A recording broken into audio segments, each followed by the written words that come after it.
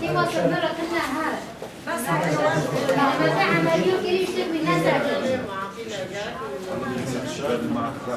هالمرة أخلص بس هالمرة أخلص كل اخ له اسم عبصته لعنده على البيت.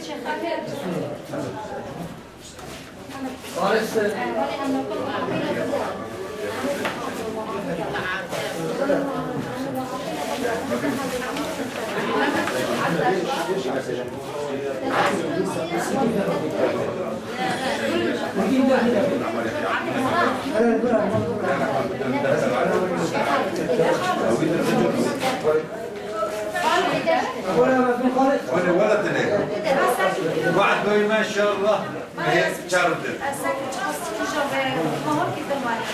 تمام واحد دوي ما يجي دفع الدنيا هنا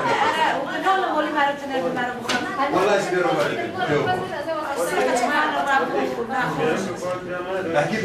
بسم الله. أنا محمد أبو ماهر عضو في جمعية ائتلاف الخير الخيرية بالتعاون مع لجنة حي الشيخ مقصود شرقي وغربي نقوم بتوزيع 250 حصة غذائية تتضمن حصة 10 كيلوات رز، 4 سمنة، 4 زيت، 3 كيلو سكر، نص كيلو شاي. يقوم الآن الفريق بالذهاب إلى منازل الأهالي في حي الشيخ مقصود الشرقي والغربي وزيارتهم وإعطائهم وصل للمجيء لهنا واستلام الحصة الغذائية. استهداف الشرائح كانت العوائل المعدمة والتي يوجد عندها إعاقة أو إصابة أو منكوبة، يعني أي العالم الناس تستلم الحصة منه. إن شاء الله نحن كل حي نزوره جديد نحاول أنه نستهدفه بأي مشروع قادم، يعني احتمال يكون في عندنا مشاريع إن شاء الله تمور أو أي شيء بيكون في مشروع نرجع نستهدف الحي.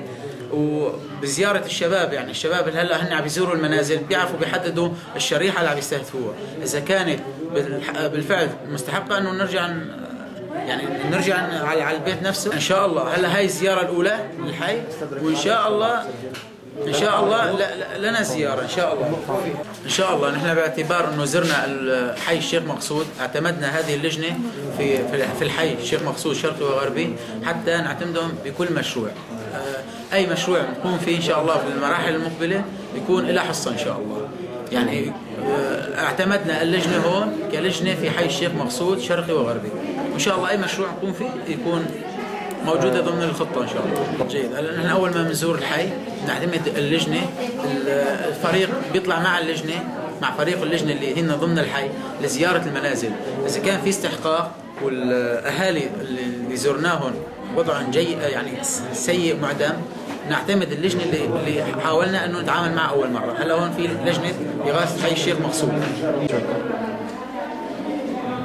أمان دم اللجنة واسه هو سوري كرد دندر الشيخ مقصود هم دربوز چقا جمعیت خیریه نه هم دربوز قدر دبن نو بانو ده هم جمعیت ائتلاف الخير الخيرية هم دربوز ورج بين هم جار السلافة دربوز شيخ مقصود دبن وما دست 5 سنة غذائية جمانوني نهاش هم تبزيع بملتي دبن وبعد دون ما على أساس دم بيشتو زيادة جمعات لأن هوتن ساكرن ملاجي شيء شاكد بينه ريكي نودن ما معاون دربوز دربه حصار سر ملت شکرنا